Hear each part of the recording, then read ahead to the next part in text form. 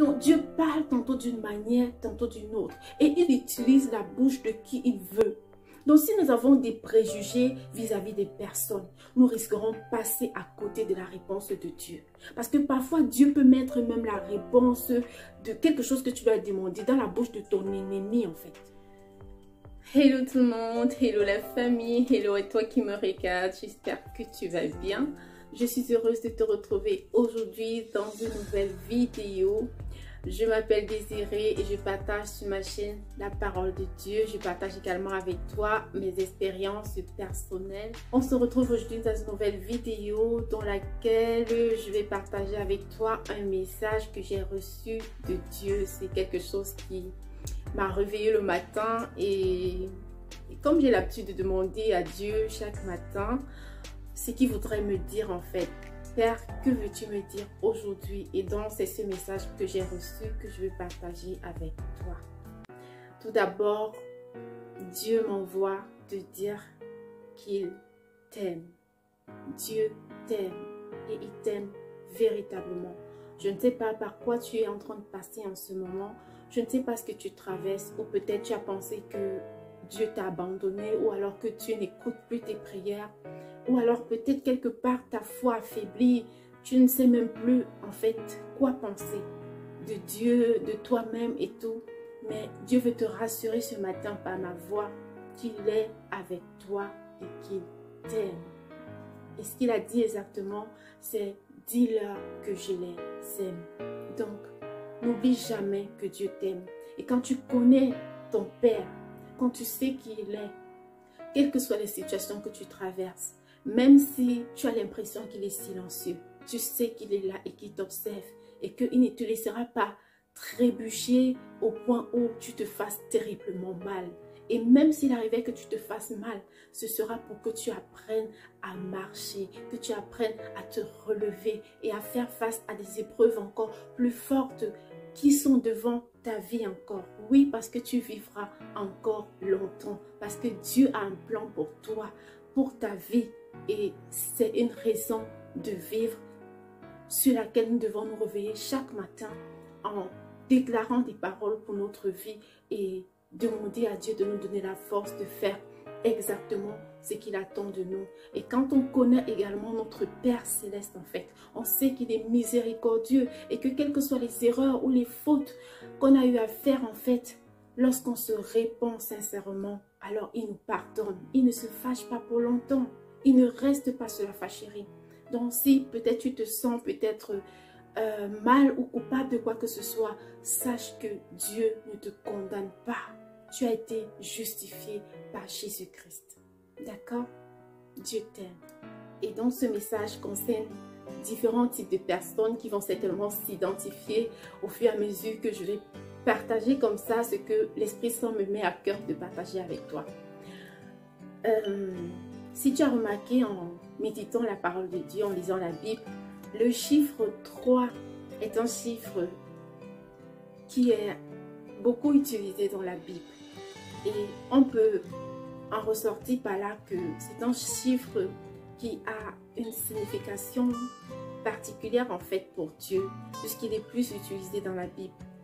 Par exemple, Jésus est ressuscité le 3e jour. D'accord? Et puis, nous avons également la Sainte Trinité, c'est-à-dire le Père, le Fils et le Saint-Esprit. D'accord? C'est vrai, c'est 3 en 1, d'accord? Et Pierre a régné Jésus 3 fois. Ok? Donc, il y a comme ça plusieurs exemples, mais on va se limiter à 3 puisqu'on parle du chiffre 3. Et pour en revenir au fait que il y a des personnes que Dieu appelle. Et quand Dieu te parle déjà 3 fois, il t'appelle. 3 fois, Dieu te donne des avertissements. 3 fois, Dieu t'interpelle par rapport à ton comportement ou au fait qu'il veut que tu sois à son service. Et que tu piaffes quand tu entends les avertissements de Dieu, quand tu entends son appel. Piaffer, en fait, c'est cette attitude que l'on a lorsque on est interpellé par Dieu d'une manière ou d'une autre. Par un ami, par un frère, par Dieu parle tantôt d'une manière, tantôt d'une autre, d'accord? Et c'est lorsque nous recevons ces appel, cette interpellation de Dieu et nous nous rendons bien compte en fait qu'il s'adresse à nous, mais que nous ignorons sa voix en fait. Et on continue à mener notre vie comme bon nous semble et tout, mais lorsque Dieu interpelle, il prend toujours le temps d'insister. Une fois, deux fois, trois fois. Et lorsque Dieu nous parle déjà trois fois, ou nous interpelle à trois reprises, alors il se retire. Il se retire et te laisse faire en fait ta vie selon ta propre loi, selon tes choix. Oui, parce que Dieu nous a créés libres en fait. Et dans des rares cas, Dieu a vraiment insisté en fait. Si on prend par exemple l'histoire de Jonas, on verra bien que lorsque tu as vraiment un appel, parce qu'il y a appel et appel, il y a des appels là où tu ne peux pas fuir ton appel.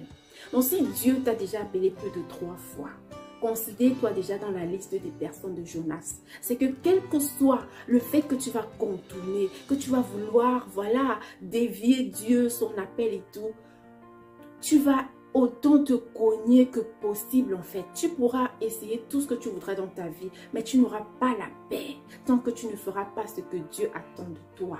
Tu vas essayer toutes choses, mais ça ne marchera pas comme si tu aurais travaillé avec Dieu. D'accord? J'espère qu'on se comprend jusque-là. Et comme je disais tantôt, Dieu nous parle, quand Dieu nous parle déjà, à 3 reprises, il nous interpelle. Et qu'on rejette en fait ces interpellations, où on ne prête pas attention. Alors, Dieu se retire.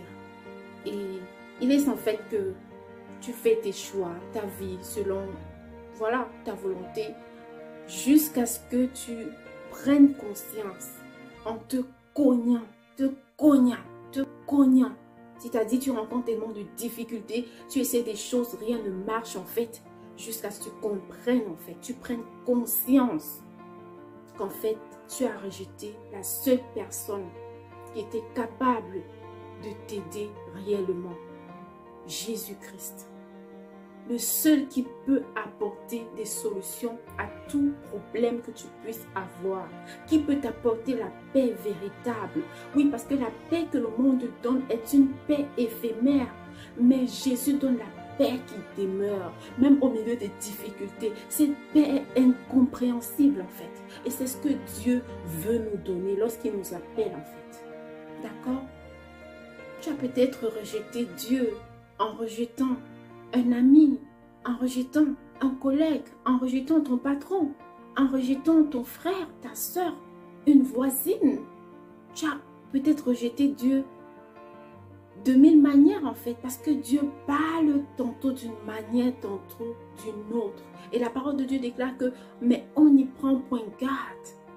Dieu peut passer par n'importe qui en fait pour nous parler. Il a appelé Samuel 3 fois. Samuel, Samuel. Et Samuel pensait en fait que c'était le prophète Élie qui l'appelait. Et le prophète Élie, dans sa sagesse, avec sa communion, qui avait déjà cette intimité avec Dieu, a compris alors que en fait c'était Dieu qui interpellait Samuel. Pour arriver en fait sur un autre point du fait que parfois on prie et Dieu nous répond, mais on ne comprend pas. On est là, on continue de prier pour les mêmes sujets. Parfois même on commence à s'attrister, se dit mais depuis je prie, Dieu ne me répond pas alors que Dieu t'a déjà répondu depuis longtemps. Mais lorsque nous prions avec des attentes préconçues de comment Dieu va nous répondre, alors ça met déjà une barrière en fait. C'est déjà un certain blocage qu'on se met à la réponse de Dieu. Dieu a sa manière de fonctionner. Tu peux peut-être attendre à ce que Dieu te réponde à travers un rêve ou alors qu'il t'envoie un homme de Dieu avec un certain titre, en fait te parler et tout ce que tu peux t'imaginer en fait. Mais Dieu choisit de passer par un autre chemin inattendu. Il peut passer par ton enfant, même de 2 ans, même de 3 ans. Il peut passer par ta femme, par ton frère, par ta soeur, par une voisine, par un inconnu, par le boutiquier du quartier. Il peut passer par la vendeuse au marché, d'accord? Il peut passer par ton coiffeur, il peut passer par ton professeur. Donc Dieu parle tantôt d'une manière, tantôt d'une autre. Et il utilise la bouche de qui il veut. Donc, si nous avons des préjugés vis-à-vis des personnes, nous risquerons de passer à côté de la réponse de Dieu. Parce que parfois, Dieu peut mettre même la réponse de quelque chose que tu dois demander dans la bouche de ton ennemi, en fait. Mais si tu hais ton ennemi au point où tu n'as pas le discernement, la sagesse de comprendre que Dieu demande à ce que nous aimons nos ennemis et que nous voyons chaque personne de la façon dont Dieu voit chaque être humain. D'accord? Donc de considérer chaque parole et te dire que Dieu parle tantôt d'une manière, tantôt d'une autre. Donc même ton ennemi peut te donner une information que Dieu veut te donner. Il peut le faire sans savoir qu'il est en train de te donner comme ça une information. Ce sera à toi dans le discernement et la sagesse, la connexion avec le Saint-Esprit de comprendre que, hey, ça c'est ma parole. Mais lui-même, il te parle, il ne sait pas en fait que voilà. Tu vois? Donc voilà, ne mettons pas Dieu dans une corbeille en fait. Ne le mettons pas dans un enclos. Dieu est omniscient vraiment. Quand tu as une intimité avec Dieu, tu es étonné parfois de certaines choses en fait. De comment Dieu peut être aussi amical, aussi relax. Vraiment, il est omniscient. Donc, avec plusieurs tons. Donc, c'est pourquoi l'intimité avec le Saint-Esprit, vraiment, c'est très important. Ce n'est pas une option pour ceux-là qui veulent vraiment vivre une vie agréable à Dieu et aussi avec la paix que Christ nous a donnée. Et donc, comme ça, je nous encourage vraiment. Prions beaucoup pour avoir la sagesse et le discernement afin d'avoir la bonne attitude au moment où Dieu nous enverra sa réponse, afin que nous ne passons pas à côté de nos bénédictions.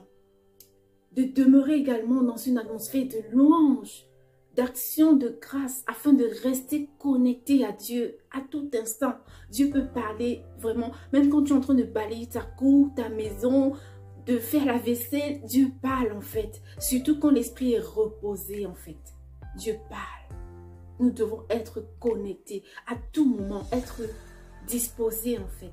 Et une atmosphère de louange, d'action de grâce, ça permet de plus développer cette connexion-là. C'est pourquoi l'intimité avec le Saint-Esprit, méditer la parole de Dieu, c'est très important. Voilà, c'est ce que je vais partager avec toi dans ce message. Et je prie afin que ce message ne tombe pas dans les oreilles de sourds, mais que le sang de Jésus nous aide à purifier notre corps tout entier, afin de consacrer à Dieu nos yeux, nos oreilles, notre bouche, notre être tout entier pour la gloire de Dieu. Prends soin de toi et n'oublie jamais que Dieu t'aime. Dieu t'aime. Ne laisse rien ni personne te faire croire le contraire. Demeure béni et comblé au nom de Jésus. On se dit à bientôt dans une nouvelle vidéo par la grâce de Dieu. Bye bye.